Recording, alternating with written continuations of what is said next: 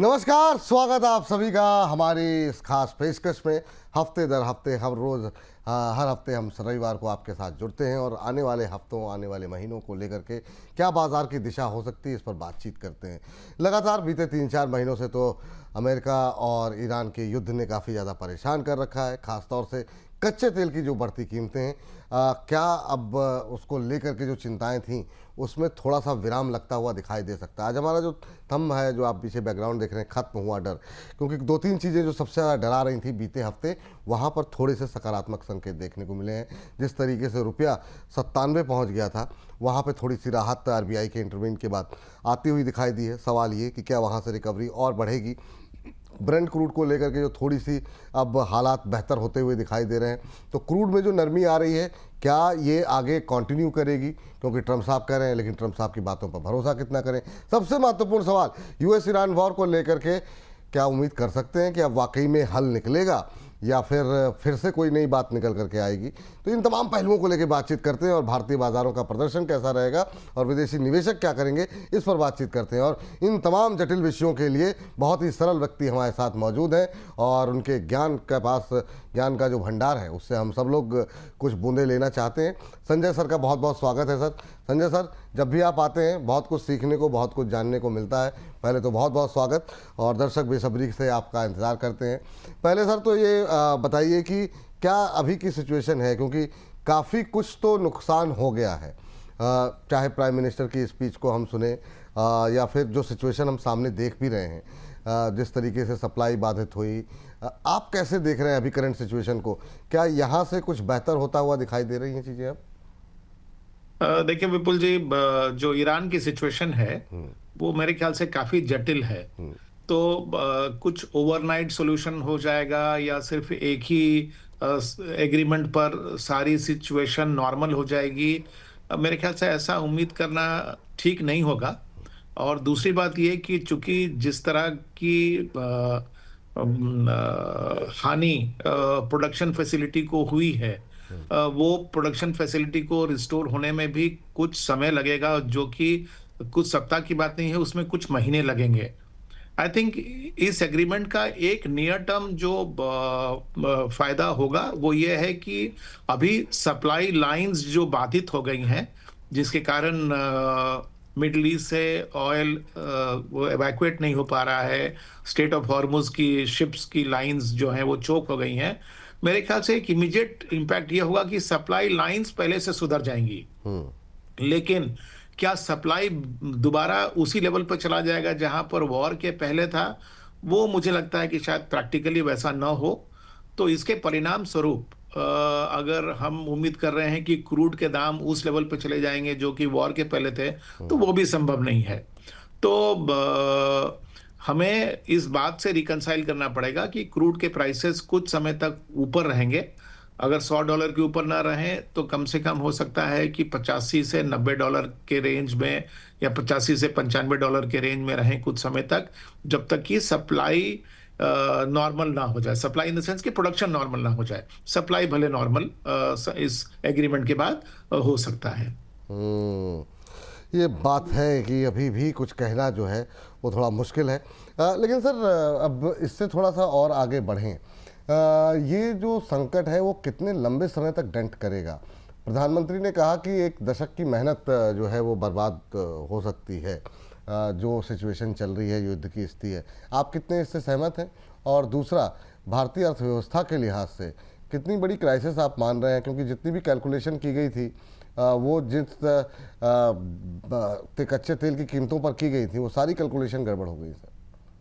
जी हाँ, तो विपुल जी, ये बात जो प्रधानमंत्री ने कही उसमें इस बात की सच्चाई है कि जो पिछले 1 दशक में रिफॉर्म्स किए गए, इकोनॉमी में जो मोमेंटम आया, जो हम लोगों ने एक समय के लिए देखा कि एक गोल्डीलॉक पीरियड था इकोनॉमी के लिए, जहां पर इन्फ्लेशन की दर भी नीचे थी और जीडीपी की ग्रोथ भी अच्छी हुई थी। तो वो गोल्डीलॉक सिचुएशन तो बहुत जल्दी इवेपोरेट कर गया और आज हम जिस स्थिति में खड़े हैं वहां पर क्रूड के जो दाम बढ़े हुए हैं उससे हमारे करंट अकाउंट डेफिसिट पर असर पड़ रहा है, बैलेंस ऑफ पेमेंट पर भी असर पड़ सकता है। और जो इन्फ्लेशन की दर अगर बढ़ जाती है तो जो जीडीपी की ग्रोथ इतनी अच्छी हो गई थी और उसमें और भी अपवर्ड प्रोजेक्शन होने की संभावना थी, वो डिरेल हो गया। तो उस हद तक ये बात सही है कि इस वॉर ने भारत की इकोनॉमी पर एक बहुत बड़ा आघात किया है। हम्म। लेकिन साथ ही साथ विपुल जी, मैं एक चीज और भी कहना चाहूंगा कि अगर आप हिस्ट्री में देखें हम्म। तो जब भी एडवर्स सिचुएशन हुआ है भारतीय इकोनॉमी के लिए, हम्म। हमारी इकोनॉमी की रेजिलियंस उस समय पे टेस्ट हुई है और हम उन सिचुएशन से जब उभर कर बाहर आए हैं तो पहले से स्ट्रांगर हुए हैं। और इस संदर्भ में अगर आप आज देखें तो जिस तरह की कोशिशें की जा रही हैं दो तीन फ्रंट पे, सबसे पहला हमारी क्रूड के जो डिपेंडेंसी है उसको कम करने के लिए रिन्यूएबल सोर्सेज ऑफ एनर्जी पर बहुत जोर से काम होना शुरू हो गया है। पहले तो सिर्फ सोलर और विंड और हाइड्रो रिसोर्सेज थी। अगर आपने देखा होगा, एक बहुत बड़ा डेलीगेशन अभी भारत विजिट किया है जो कि न्यूक्लियर पावर पर भी तेजी से काम चालू करना चाहता है। तो एक तो उस तरह पर उस जगह पे काम हुई। दूसरा जो कि वॉर से भी संबंधित है बट उसके पहले टैरिफ से संबंधित है, वो ये हुआ कि हम लोगों ने अपनी आउटरीच वर्ल्ड के जो बाकी इकोनॉमिक रीजन्स हैं उनके साथ बढ़ाई। उनके साथ हमने फ्री ट्रेड एग्रीमेंट साइन किया और अपनी मैन्युफैक्चरिंग सेक्टर को एक बढ़ावा देने के लिए हम इस तरह की पहल जो है वो ले रहे हैं। और तीसरी तरफ ये हुआ कि हम इस बात को एक्नॉलेज किए कि हमें कुछ स्ट्रैटेजिक मिनरल रिसोर्सेज को और सुदृढ़ बनाना है, या तो हम अपने देश में उसकी प्रोडक्शन बनाएं या फिर उनकी सप्लाई लाइंस अच्छी तरह से बना लें। तो मेरे ख्याल से देखिए, ग्राउंड लेवल पर आप देखें तो एडवर्स सिचुएशन में एक पॉजिटिव काम भी हो रहा है। अच्छा सर, ये जो संकट रहा रुपए का, जिसमें कि हम एक झटके के अंदर इतनी तेज़ी के साथ 97 तक पहुंचते हुए दिखाई दिए, ये मतलब कैसे देख रहे हैं इसे? और आरबीआई की जो कोशिशें हैं, क्या हम दोबारा 90 के आसपास जा सकते हैं या बीते दिनों की बात हो गई है और हमें 100 के ऊपर की बात करनी चाहिए? आप कैसे देख रहे हैं और ये कितनी बड़ी दिक्कत हो सकती है आगे चल करके? मेरे ख्याल से जो ये अचानक से रुपये की में जो गिरावट आई, वो इसलिए खास करके आई क्योंकि हम पर दो तरफा प्रेशर आया। एक प्रेशर तो क्रूड के प्राइसेस बढ़ जाने के कारण हमारी इंपोर्ट बिल का आया, और दूसरा जो एफआईआई की सेलिंग हुई है वो अनप्रेसिडेंटेड है। अगर आप देखें तो 28 फरवरी के बाद से लेकर अब तक करीब 2.25 लाख करोड़ की सेलिंग हुई है सिर्फ 2.5 महीने में। तो इस तरह की जो सेलिंग हुई उसका भी दबाव रहा है हमारे करेंसी पे। तो अगर हम आगे की स्थिति देखें तो जैसा हम लोग अभी डिस्कस कर रहे थे, अगर सप्लाई लाइन सुधर जाएंगे तो क्रूड के प्राइसेस में मॉडरेशन होने की संभावना है, तो उससे हमारा करेंसी भी उस दबाव से दूर निकलेगा। दूसरी बात जो है, जो एफआईआई की सेलिंग की बात है, तो देखिए कुछ तो एफआईआई की सेलिंग शायद इस बात पर भी डिपेंडेंट है कि हम लोग बाकी देशों के कंपैरिजन में शायद मैक्रो इकोनॉमिक तौर पे ज़्यादा वल्नरेबल हैं क्रूड प्राइसेस के इंपोर्ट से। और कुछ जो अब चर्चा का विषय है, काफ़ी मीडिया में डिस्कस हो रहा है कि एफआईआई का रुझान भारत में तब बदला जब हमारे यहाँ short term long term capital gains की रेट्स बदली और उसके कारण एफआईआई निराश हुए और उन्होंने अक्टूबर 2024 के बाद से बहुत सेलिंग करना शुरू किया। तो अब ये अटकलें लगाई जा रही हैं कि सरकार हो सकता है कि दोबारा इसको ट्वीक करे, और अगर सरकार करती भी है तो कोई बहुत बड़ा फिस्कल लॉस सरकार को नहीं है। ऑन द कॉन्ट्ररी, आज की सिचुएशन में वो अगर एक एफआईआई के फ्लोज को रिवर्स कर सकता है अगर वो डिसीजन, तो मेरे ख्याल से सरकार वो डिसीजन भी ले सकती है। अच्छा सर, ये चूँकि ये मतलब पूरे 2 हफ्ते से ज़्यादा हो गया, 2-3 हफ्तों से ये सुगबुगाहट है इसको लेकर के। हर बार लगता है कि शायद इस बार कोई स्टेटमेंट आएगी, कोई बयान आएगा।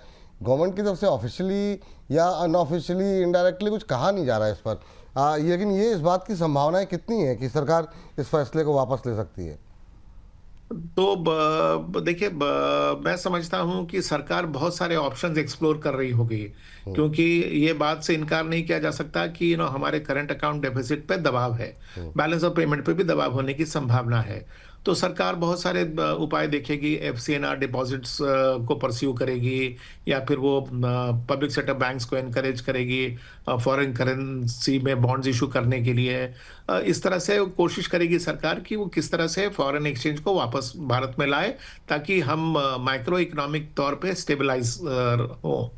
इन सब ऑप्शंस में एक एडवांटेज भी है और डिसएडवांटेज भी है। जैसे कि मतलब हम अगर आज के संदर्भ में अगर हम फॉरेन लोन्स उठाना चाहते हैं, तो आपने देखा होगा कि यूएस में जो उनकी जीसेक यील्ड्स है वो एक हिस्टोरिक लेवल पर चली गई है, 22 साल में सबसे हाईएस्ट लेवल पे।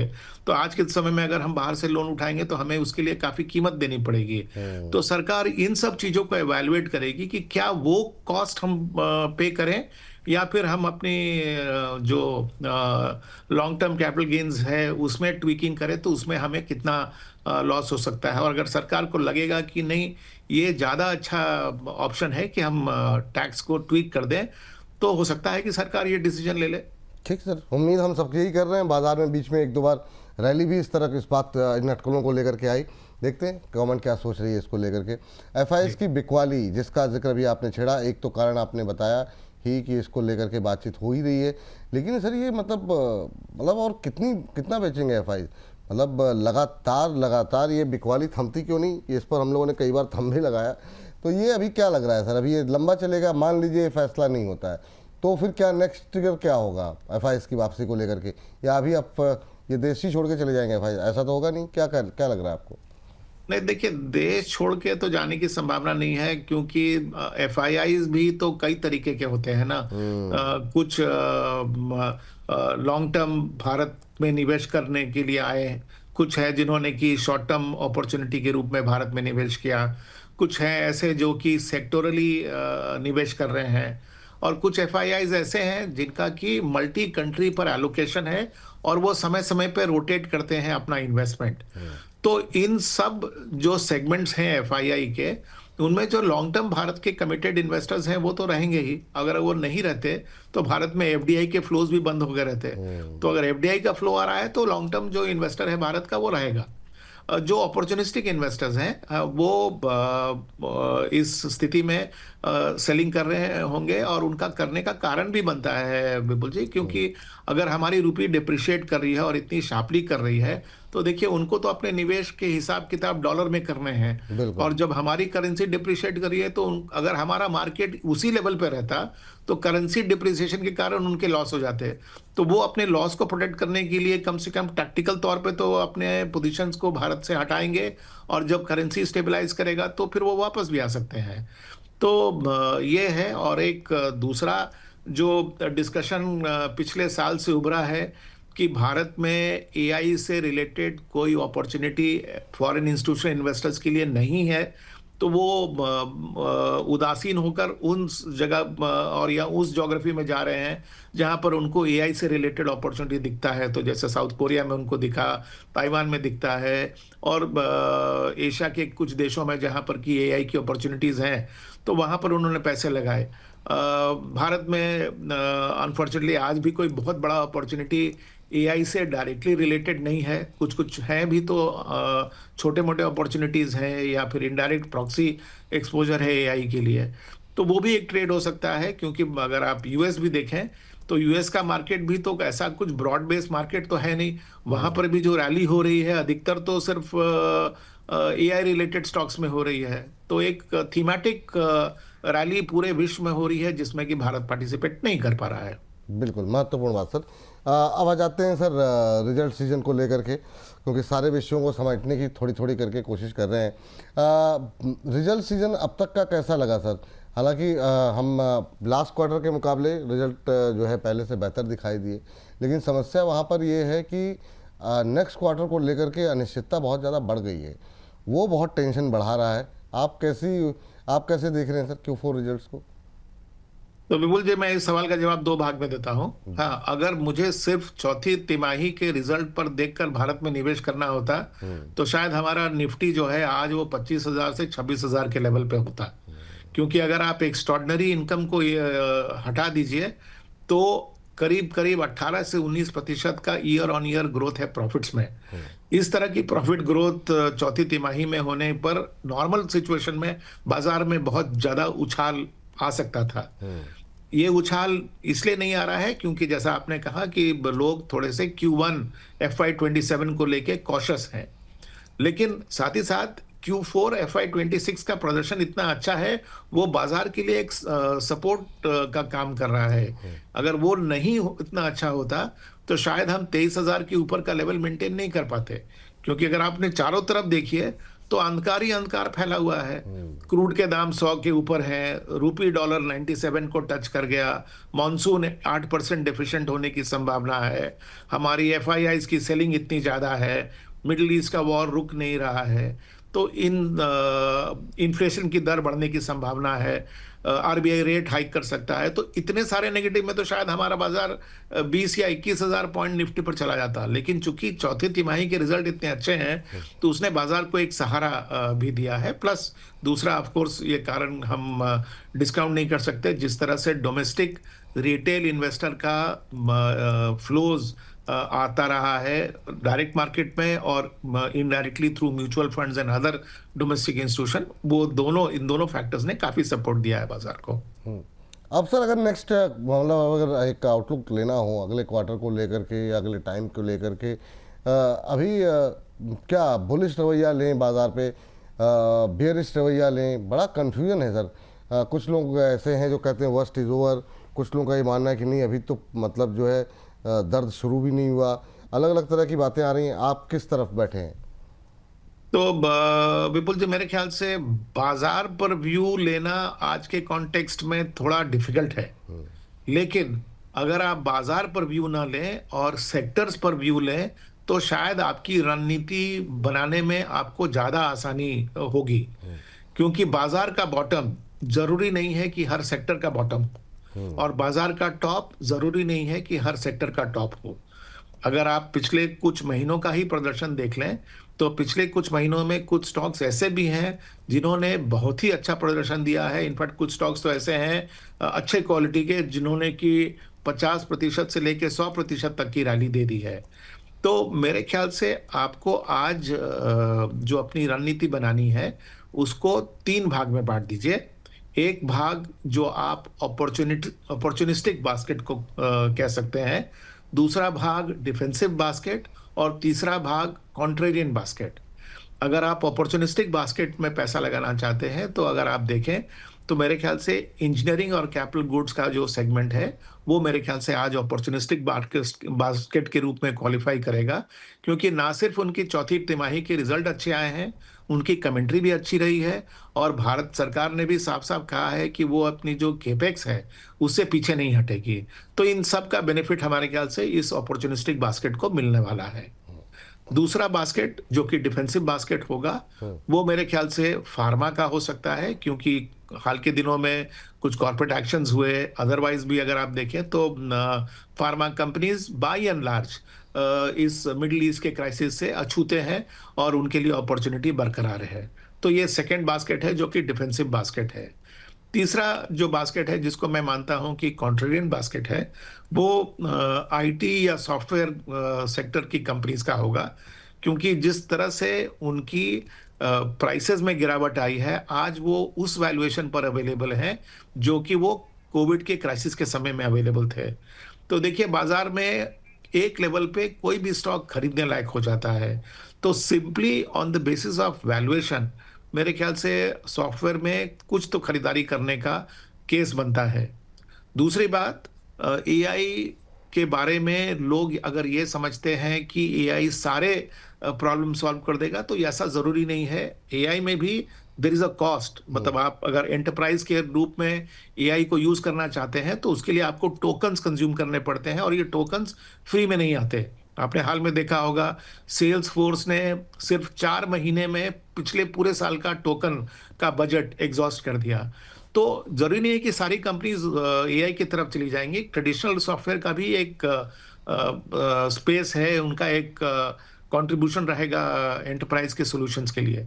तो तीसरा जो बास्केट है जो कि मैं कॉन्ट्रेरियन बास्केट समझता हूं उसमें मैं सॉफ्टवेयर को डालूंगा। ठीक। अब सर आ जाते हैं सेक्टर्स पर। अच्छा, एक सवाल छूट गया, वो भी पूछ जी। लेते हैं, क्योंकि फ्राइडे के सेशन में सर जो आरबीआई की तरफ से जो डिविडेंड दिया गया गवर्नमेंट को, वो इस बार का रिकॉर्ड रहा 2.87 लाख करोड़। इस पर मैं चाहूँगा एक छोटी टिप्पणी आपकी रहे, इसको किस तरीके से देख रहे हैं तमाम निगेटिव खबरों के बीच में ये जो आरबीआई की तरफ से ऐलान हुआ, उसे कैसे पढ़ रहे हैं आप? तो देखिए, सरकार पर तो काफी दबाव फिस्कल तौर पे बना हुआ है, क्योंकि इस कठिन स्थिति में जिस तरह से सरकार ने पेट्रोल डीजल के प्राइस को बढ़ने नहीं दिया, प्लस जिस तरह से सरकार अपनी केपेक्स से पीछे नहीं हटना चाहती, तो सरकार को जितने रिसोर्सेज मिले उतना अच्छा है। उस बैकग्राउंड में अगर आरबीआई ने एक चेक काटकर सरकार को दिया है, तो ये तो उनके ट्रेजरी के लिए एक बहुत अच्छा कंट्रीब्यूशन है। और सिंबॉलिकली भी अगर आप देखें तो ये एक सिग्नल भी गया है पूरे इकोनॉमी को, और खास करके बॉन्ड मार्केट को, जहां पर कि पिछले कुछ सप्ताह में बॉन्ड के यील्ड्स बहुत तेजी से 7% के ऊपर चले गए थे। हो सकता है कि बॉन्ड यील्ड्स में एक ठहराव अब इस डिविडेंड के बाद आए। बिल्कुल। हाँ, अब जाते हैं सर फटाफट एक एक सेक्टर पे बात कर लेते हैं, और सबसे ज़्यादा पहले उसी सेक्टर पे बात करेंगे जिसमें लगातार आपसे बात करें, वो है आईटी। आईटी में सर यूएस में नए हाइज बनते हुए दिखाई दे रहे हैं, इनवीडिया के रिजल्ट्स भी हमने देखे काफ़ी अच्छे रहे। अब भारत में आईटी को लेकर के क्या व्यू रखें सर? क्या अभी भरोसा करें इतने करेक्शन के बाद, नहीं करें? कुछ एक कंपनियां रिजल्ट अच्छे दी, जैसे कोफोर्ज जैसे कंपनियां, वहाँ पे क्या व्यू रखें? क्या आउटलुक ले रहे हैं आप? तो ब्रॉड तौर पर अगर आप देखिए तो अधिकांश मिड कैप आईटी कंपनीज ने ज्यादा अच्छा प्रदर्शन दिया है चौथे क्वार्टर में, और उनकी कमेंट्री भी ज्यादा अच्छी और बहुत स्ट्रांग है going forward. Large cap companies की उसके कंपैरिजन में जो रिजल्ट है वो मैं समझता हूँ मॉडरेट है, और उनकी कमेंट्री में भी कहीं कहीं पर बहुत स्ट्रांग आउटलुक है, बट यूनिफॉर्मली सब जगह नहीं है। तो मेरे ख्याल से जो सही तरीका होगा आईटी में घुसने का, वो है कि अगर आप आईटी में 100 रुपए लगाना चाहते थे, तो वो पूरा 100 रुपए लगाने का समय अभी नहीं हुआ है। लेकिन क्या आप 50 रुपए तक आज के लेवल पे लगा सकते हैं, तो वो आप लगा सकते हैं। इसकी जस्टिफिकेशन तीन है। एक, कि आपको अब आईटी स्टॉक्स अच्छे वैल्यूएशंस पर मिल रहे हैं, number one. Number two, AI को लेकर जो ओवर एक्साइटमेंट या ओवर हाइप हो गया था, वो अब कुछ स्टेबलाइज करेगा। और तीसरा, देखिए यूएस में 3 बड़े बड़े आईपीओ आने वाले हैं, SpaceX, Anthropic and open AI.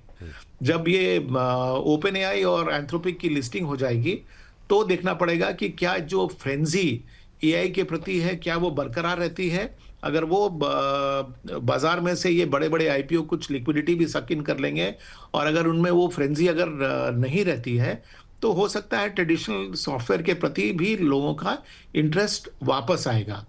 तो मेरे ख्याल से आप थोड़ी पोजीशन तो अब आईटी में बना सकते हैं, प्योरली बेस्ड ऑन वैल्यूएशन, और आगे बेस्ड ऑन अपॉर्चुनिटी क्या आपको दिखता है, धीरे धीरे बढ़ाएं।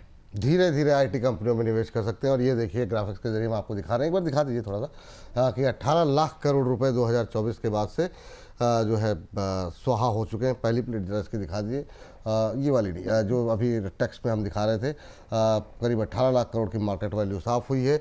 2024 में 46,079 का हाई लगा था, वहाँ से 30% टूट करके मई में 29,000 तक पहुँच गया, जो है 46,000 से 29,000 तक। इसके अलावा तमाम म्यूचुअल फंड ने भी अपने पोर्टफोलियो में आईटी सेक्टर की हिस्सेदारी घटाई है, और ये 8 साल के निचले स्तर 6.7% पर आ गई है। ऐसे ऐसे पोटेंशियल की तरफ से कॉन्ट्रेरियन व्यू लिया है, वैल्यूएशन आकर्षक लग रही है नुवामा को, तो ये अलग अलग जो है टिप्पणियाँ अलग अलग ब्रोकरेज हाउसेस की तरफ से आई हैं।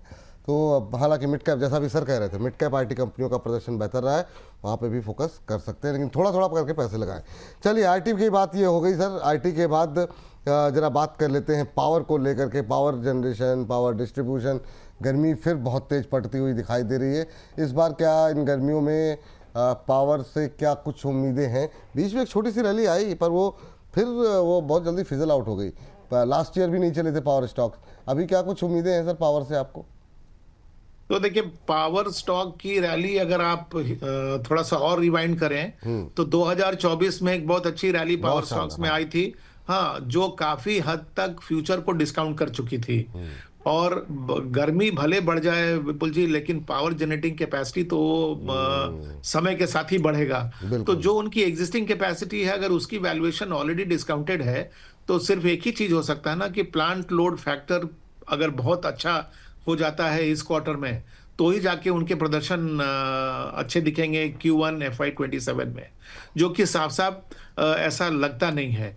तो इस बैकग्राउंड में मेरे ख्याल से चूंकि ऑलरेडी लार्ज एक्सटेंट तक उनकी वैल्यूएशन डिस्काउंटेड है, तो हम उसमें इमीडिएट रैली नहीं देख रहे हैं।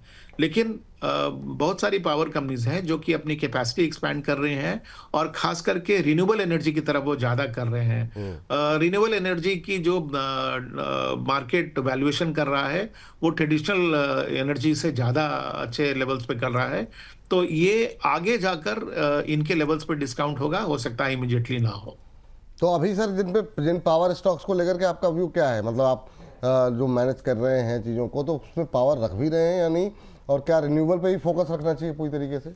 नहीं, पावर स्टॉक अगर आपके पोर्टफोलियो में है तो आपको रिटेन करना चाहिए, ये लेवल पे आपको बेचना नहीं चाहिए। और आपकी नज़र उस बात पर होनी चाहिए कि कौन सी पावर कंपनी कितनी कैपेसिटी एक्सपैंड कर रही है और उनका टाइमलाइन क्या है of coming on stream of the additional capacity. And thirdly, जो एडिशनल कैपेसिटी आ रहा है उसमें से ट्रेडिशनल सोर्सेज ऑफ एनर्जी कितने हैं और रिन्यूएबल सोर्सेज ऑफ एनर्जी कितने हैं। अगर जिनका ज़्यादा है रिन्यूएबल, उनको आपको ज़्यादा महत्व देना चाहिए। चलिए, ये बात हो गई पावर को लेकर के। पावर को लेकर के बाद जो है एक सेक्टर जिस पर आपसे हर बार बात हो रही है, डिफेंस को लेकर के। हालांकि उनमें बहुत सारे शेयर ऐसे हैं जिन्होंने बहुत अच्छे प्रदर्शन किए, खासतौर से जैसे प्राइवेट में हमने देखा कि आइडिया फोर्ज, अपोलो माइक्रो जैसे शेयर, कुछ शेयर ऐसे भी रहे जिनमें रैली तो रही, लेकिन वो प्रीवियस हाई उनके इतने हाई हो चुके हैं कि जिन लोगों ने हाई पे लिया है वह उनके भाव नहीं आ रहे हैं। चाहे जीआरएससी ने काफ़ी रिजल्ट्स का बहुत सारी डिफेंस कंपनियों के सर अब बेहतर होते हुए दिखाई दिए, और सरप्राइजिंगली जो है काफ़ी लोगों को वो लगा ये कि जिस तरीके से रिजल्ट डिफेंस कंपनियों के रहे हैं। व्यू क्या है सर, अभी आप क्या ले रहे हैं डिफेंस को लेकर के? तो डिफेंस के कॉन्टेक्स्ट में एक बहुत अच्छी बात हुई कि पहले डिफेंस की अपॉर्चुनिटी सिर्फ गिने चुने large size public sector undertakings तक ही लिमिटेड थे। अब हमें डिफेंस सेक्टर में बहुत ज़्यादा अपॉर्चुनिटी भी मिल रहे हैं, और प्राइवेट सेक्टर में भी काफ़ी सारे अपॉर्चुनिटी मिल रहे हैं। अनफॉर्चुनेटली हो क्या रहा है कि जो अपॉर्चुनिटी बाजार को दिख रहा है उसकी रनअप काफ़ी तेज़ी से हो जा रही है। लेकिन ऐसा नहीं है कि ये सेगमेंट में सिर्फ इतने ही प्लेयर्स हैं। नई लिस्टिंग के द्वारा भी कई प्लेयर्स अब डिफेंस में आ रहे हैं, तो उनके कारण भी अपॉर्चुनिटी पैदा हो रहा है। तो आपके अगर आप अपॉर्चुनिटी सेट के रूप में देखेंगे तो डिफेंस एक अट्रैक्टिव अपॉर्चुनिटी है आपके पोर्टफोलियो के लिए। और उसमें चूंकि ध्यान लोगों का प्राइवेट सेक्टर डिफेंस प्लेयर्स पर ज़्यादा चला गया, वहाँ वैल्यूएशन समय से पहले भाग गया, तो उसके कॉन्टेक्स्ट में जो पब्लिक सेक्टर डिफेंस एंटिटीज़ हैं वो थोड़े से निगलेक्ट हो गए, लेकिन उनकी भी ग्रोथ काफ़ी अच्छी रही है।